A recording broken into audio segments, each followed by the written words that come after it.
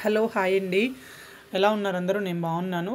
చూస్తున్నారు కదా, నేనైతే ఈరోజు మీ ముందుకి కట్ వర్క్ బ్లౌజ్ విత్ క్యాన్వర్స్తో ఎలా స్టిచ్ చేయాలి అనేది ఈజీ మెథడ్ అయితే చూపిస్తున్నాను. మీకు చూస్తున్నారు కదా, అంత గ్యాప్లో క్యాన్వర్స్ అయితే మనం తీసుకున్న ఏదైతే డిజైన్ తీసుకున్నామో ఆ డిజైన్కి తగినట్టుగా క్యాన్వర్స్ కూడా కట్ చేసుకొని ఐరన్ చేసుకోవాలి. నేనైతే ఐరన్ చేసి అతికిచ్చేసుకున్నాను. చూస్తున్నారు కదా ఎంతైతే గ్యాప్ ఉందో, అంటే లైనింగ్కును మనం కట్ చేసిన క్యాన్వర్స్కి ఆ లైనింగ్ అయితే మనకి ఖాళీగా ఉండాలి. ఎందుకనేది నేను వీడియోలో చూపిస్తాను చూడండి. ఇంకా మెయిన్ ఫ్యాబ్రిక్ అయితే తీసుకోవాలి. మనమైతే లైనింగ్కి అటాచ్ చేసుకున్నాం ఐరన్ చేసి క్యాన్వర్స్. ఇప్పుడు దాన్ని అయితే మనం ఫ్రంట్ సైడ్ అయితే నీట్గా ఉన్నదాన్ని తీసుకొని దానిపైన ఇప్పుడు రివర్స్లో వేస్తున్నాను చూడండి. అలా వేయొద్దు అని చెప్పడానికి మాత్రమే అలా వేసాను. ఎందుకంటే మనం అది రివర్స్ తీసినప్పుడు అది మనకి పైకి కనిపిస్తుంది.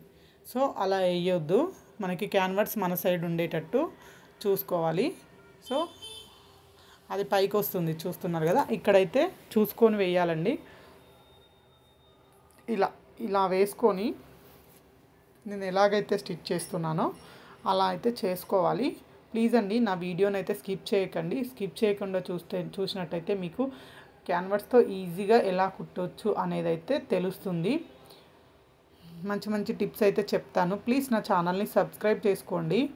ఎందుకంటే నేనైతే స్టిచ్చింగ్ సంబంధించిన వీడియోస్ అయితే చేస్తాను. ఇంకా చిన్నపిల్లలు కాబట్టి చేయడం కొంచెం కష్టంగా ఉంది కాబట్టి నేను కొంచెం గ్యాప్ ఎక్కువ తీసుకుంటున్నాను. స్టిచ్చింగ్ సంబంధించిన వీడియోస్ తక్కువగా చేస్తున్నాను. ఇక నుంచి నేనైతే వీడియోస్ చేద్దాం అనుకుంటున్నాను. ప్లీజ్ ఇలాగే నన్ను సపోర్ట్ చేయండి. వీడియోని అయితే ఎండింగ్ వరకు చూసి ఇంకేదన్నా డౌట్స్ ఉంటే ప్లీజ్ కామెంట్ బాక్స్లో తెలపండి. లేదంటే నా దాంట్లో ఏదైనా మిస్టేక్స్ ఉన్నా నాకంటే ఇంకా ఎక్స్పర్ట్స్ ఉంటారు కదా, వాళ్ళు ఏదైనా సజెషన్ ఇవ్వాలనుకున్నా ఇవ్వండి. చూస్తున్నారు కదా, అలా క్యాన్వర్స్ పక్కనే కుట్టుకుంటే మనకు షేప్ అనేది కరెక్ట్గా వస్తుంది.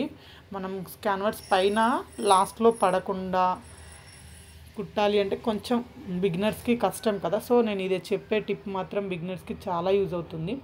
ఎందుకంటే క్లాత్ మనం కొంచెం ఉంచుకున్నాం కదా అక్కడ పక్కన, క్యాన్వర్స్ పక్కన లైనింగ్ చూస్తున్నారు కదా, ఆ లైనింగ్ మనం క్యాన్వర్స్కి లైనింగ్కి మధ్యలో ఆ లాస్ట్లో జాయింట్ దగ్గర కుట్టేసుకున్నాం అనుకోండి, అసలు క్యాన్వర్స్ ఇలా మలగడానికి ఇబ్బంది అవుతుంది కదా, అలా ఇబ్బంది పడుతున్నారు. సో ఇలా చేస్తే అసలు ఏమి ఇబ్బంది లేకుండా మీరైతే ఈజీగా కుట్టుకోగలుగుతారు. ఒక డైలీ 500 అయితే 500 వర్త్ అయితే బ్లౌజు స్టిచ్ చేయగలుగుతారు. చూడండి, స్టిచ్చింగ్ నేర్చుకోవడం చాలా మంచి పని అండి. ఎందుకంటే హెల్త్ ప్రాబ్లమ్స్ వస్తాయి, కానీ అలాగే మనీ కూడా సంపాదించవచ్చు. చూస్తున్నారు కదా, నేను చూపిస్తున్నాను అలా కుట్టుకోవాలండి. క్యాన్వర్స్ పక్కనే ఎలా అంటే మనకి టర్నింగ్స్ ఉంటాయి కదా, ఆ మూలలు, ఆ మెయిన్ పాయింట్ దగ్గర నీడిల్ మాత్రం మధ్యలోనే ఉంచుకొని దాన్ని మనం టర్న్ చేసుకోవాలి. ఇక్కడన్నా అడ్జస్ట్ చేసుకుంటూ కుట్టుకోవాలి. ఈ కుట్టేటప్పుడు మాత్రం చాలా కేర్ఫుల్గా కుట్టుకోవాలి. చూస్తున్నారు కదా, కొంచెం టైం ఎక్కువ తీసుకుంటుంది. అంత ఈజీ ఏం కాదు. కాకపోతే ఈ మెథడ్లో కుడితే మాత్రం మీరు అనుకున్నంత హార్డ్ కూడా కాదు కట్ వర్క్. మీరు లాస్ట్లో ఫినిషింగ్ అయితే చూడండి. చూసిన తర్వాత చెప్పండి ఎలా ఉంది అనేది. ప్లీజ్ సబ్స్క్రైబ్ మాత్రం చేసుకోండి. ప్లీజ్ కామెంట్ చేయండి. ఒక లైక్ ఇవ్వడం మర్చిపోవద్దు. నేను ఎలా అయితే స్టిచ్ చేస్తున్నానో కొంచెం చూసి మీరు కూడా అలా ట్రై చేయండి. ఎగ్జాక్ట్గా వస్తుంది. సేమ్ అదే సైడ్, ఆ సైడ్ కూడా అలాగే చేసుకోవాలి. అప్పుడే మీకు కరెక్ట్ వస్తుంది. ఆ టర్నింగ్స్ దగ్గర మాత్రం మిడిల్ అయితే మధ్యలోనే ఉంచాలి. చూస్తున్నారు కదా, మనం టర్న్ చేసేటప్పుడు ఎలా పడితే అలా అయితే ఆ మూలలు అంటారు కదా, ఆ సైడ్లో అస్సలు నీట్గా రాదండి. మిడిల్ లోపలనే ఉండాలి. అలా కుట్టుకున్నట్టయితే మనం కట్ వర్క్ని ఈజీగా కుట్టవచ్చు. అలాగే నీట్ ఫినిషింగ్ కూడా ఇవ్వచ్చు. బొటిక్ ఫినిషింగ్ వస్తుంది.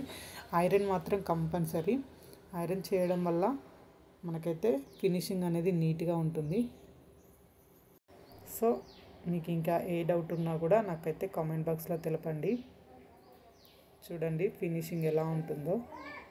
నేనైతే ఒక గత 13 to 15 ఇయర్స్ అవుతుంది నేను స్టిచ్చింగ్ చేస్తున్నాను.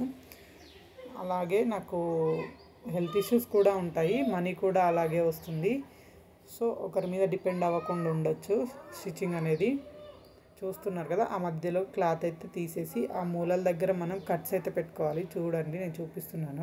ఆ విధంగా కట్స్ అయితే పెట్టినట్టయితే మనం ఎక్కడి వరకు అయితే కుట్టామో అక్కడ పెడితే మనకి టర్నింగ్స్ దగ్గర మంచి ఫినిషింగ్ అయితే వస్తుంది. అవి లేకుండా తీయలేము, రివర్స్లో తీయాలి కదా. చూడండి, మీకు తెలుస్తుంది తేడా. అక్కడక్కడ టక్స్ అయితే ఇస్తున్నాను. తర్వాత మధ్యలో కట్ చేసేసి ఉక్స్ పట్టి కాజాపట్టి అయితే వేసుకోవాలి. చూపిస్తాను అది కూడా చూడండి. దాన్ని రివర్స్ అయితే తీసుకోవాలి ఇప్పుడు. ఫ్రెండ్స్ మీకైతే ఎలా అనిపించిందో కామెంట్లో మాత్రం కామెంట్ చేయండి తప్పకుండా. చూడండి ఇప్పుడు దాన్ని మనం రివర్స్ తీసుకోవాలి, అంటే లైనింగ్ని అటువైపు తిప్పుకోవాలండి. నాకైతే ఈ కస్టమర్ ఫస్ట్ టైం ఇచ్చారు, అసలు తను నాకు తెలీదు. ఒక అక్క వల్ల నాకు ఈ కస్టమర్ అయితే దొరికారు. ఫుల్ సాటిస్ఫైడ్ అండి, చాలా బాగా వచ్చింది అని చెప్పి నాకు మళ్ళీ ఇంకో బ్లౌజ్ కూడా ఇచ్చారండి. మీ దగ్గర అయితే ఈ బ్లౌజ్కి ఎంత తీసుకుంటారో చెప్పండి. మా దగ్గర నేను ఎంత తీసుకున్నా, మా దగ్గర ఎంత ఉంటుంది అనేది కూడా నేను మీకు చెప్తాను. చూడండి ఫినిషింగ్, ఆ టర్నింగ్స్ అయితే మంచిగా మనకి స్క్రూ డ్రైవర్ ఉంటే స్క్రూ డ్రైవర్, లేదంటే ఏదన్నా పుల్ల సాయంతో అలా నీట్గా అయితే తీసుకుంటే ఫినిషింగ్ అనేది బాగుంటుంది. కట్ వర్క్ అయితే మెయిన్గా అవైతే తీసుకోవాలి.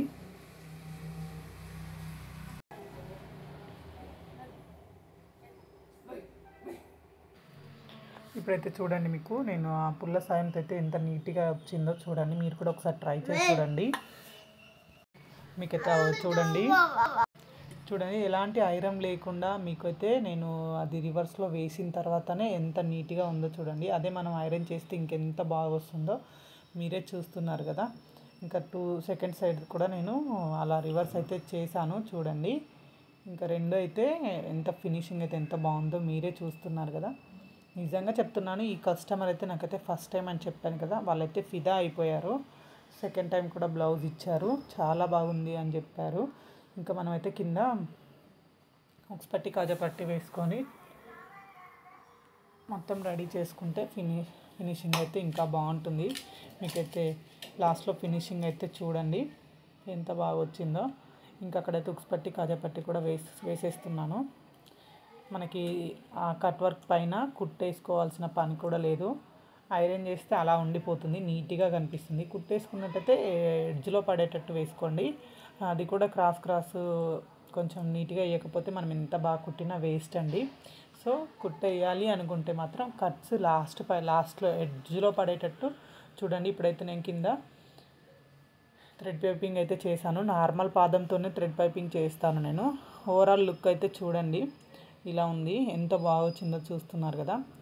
ఎలా ఉందో ప్లీజ్ కామెంట్ అయితే చేయండి, కామెంట్ బాక్స్లో తెలపండి. మీ సజెషన్స్ కూడా నాకు ఇవ్వండి, ఇంకా ఎలా చేయాలి, ఎలాంటి వీడియోస్ కావాలనో కూడా చెప్పండి. Thank you so much, thank you for watching. Please like ఇవ్వడం మర్చిపో.